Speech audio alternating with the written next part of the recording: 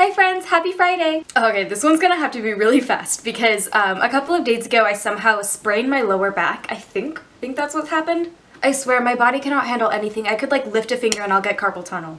I think this sprain has been in the works for the past couple of weeks because I've been getting into a routine of working out every single day in the morning. It's backfiring on me. Apparently my body doesn't want to be strong. So now I can't stand up without feeling this like crushing, kind of radiating pain in my lower back. So actually sitting right here, it like hurts. So this is gonna be a really fast one, and I'm gonna be talking about something that kind of makes me laugh because God knows I need it. When you get into college, you are gonna get those classes that are so hard. I don't mean to scare you. You will make it through. But I'm just gonna tell you a little bit about my hardest classes in college. I'm gonna have to set this up. Back when I was really young, my mom had my brother and I go to Chinese school on Sunday afternoons. As a 6-year-old, I was by far the worst in my class. As soon as we got to class, we were supposed to write our names on the board, sort of like as a roll call thing, and like practice your name. I could never remember how to write my own name. So I would always get up there with like the piece of chalk, and I would just literally just wait until the teacher noticed that I was having trouble and would come over and be like, "Oh, Mia, do you need help again?" So learning how to read and write Chinese was difficult from the beginning. I ended up only going to Chinese school for like 2 years, and then I dropped out. And then when I was in 5th grade, my mom decided to make me go back again, but because I hadn't been for like 3 years, I had to be in the 2nd grade class. And all these little kids were smarter than me, and I was a 5th grader, like I didn't know anything. So that was rough. I was in Chinese school at that point in my life for 2 years. Then I got to high school, and of course I chose Chinese as my second language because like I can already speak it.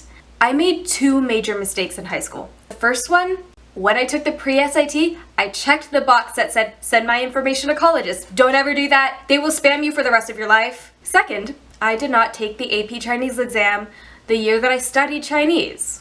Yeah, that was sophomore year, and I was taking my first AP exam ever, World History, which we lovingly refer to as WAP. I was scared out of my brains that I was gonna fail it, and I was like, oh, I'm just gonna focus and take this one AP exam so I can do well on it.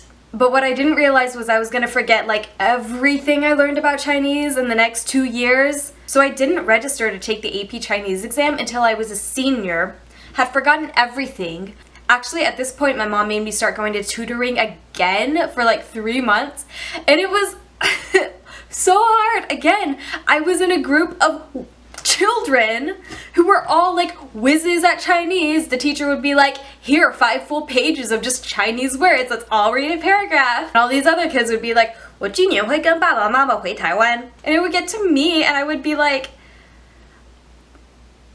what's the first word? And the teacher would tell me, and then I'd be like, okay, what's the second word? For the whole paragraph. So I was terrible at Chinese when I took that exam. I was the only person in the whole school taking that AP Chinese test. So you know how they rank you on a scale of 1 to 5? 5 being the best, 1 being like, did you study? I ended up getting a 3, which was like, okay. But I needed to get a 4 in order to waive all of the second language credits at college. I was required to take 4 semesters of a second language, and what a 3 actually got me was a 3 took away 2 of those semesters, so I just had to take 2 more. Usually, second language classes take way more hours than normal classes, so my options to fulfill this requirement were either taking 2 semesters of 4-hour classes, or 1 semester of a 6-hour class in which the prerequisite was being a native Chinese speaker. Which I am, so that wasn't a problem, except it meant the class was going to be really, really hard. I like couldn't decide what I wanted to do, so it literally got to the last semester. So I had to take that 6-hour class. By the way, that means you're in class 6 hours a week. Usually college classes, you're in class like 3 hours a week. 3 hours a week.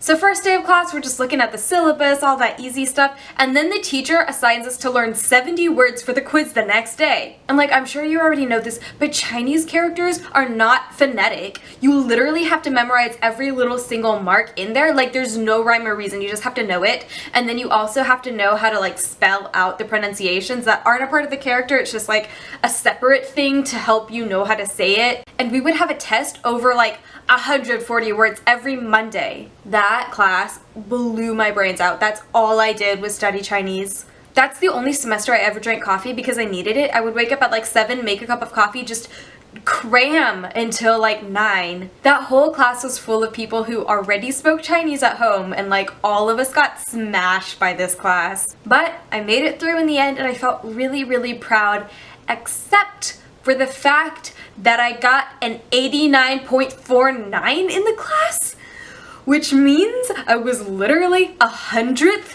of a point away from being rounded up to an A. Usually I don't care. I'm like, cool, as long as I'm passing, it's fine. But it's just because I spent so much effort on this class, and I would have loved to have gotten an A, but I got a B+, and at the end of the day, 1 year later, it doesn't matter. Always remember that it's gonna happen to you. You are going to get within 1 point of being able to round up to the next letter grade. It's gonna happen. It happens to everybody. Just know you'll be okay. That is why you just have to do your best the whole semester. So if that happens to you, you won't be able to say, man, if I had just tried a little bit harder, because that is the worst regret you can feel. Cool, so now that we've gotten a deep talk out of the way, that's all I got. I'm gonna go lay down so my back doesn't continue to break. Hope this was entertaining at the very least. I hope you found something to take away. See you next week.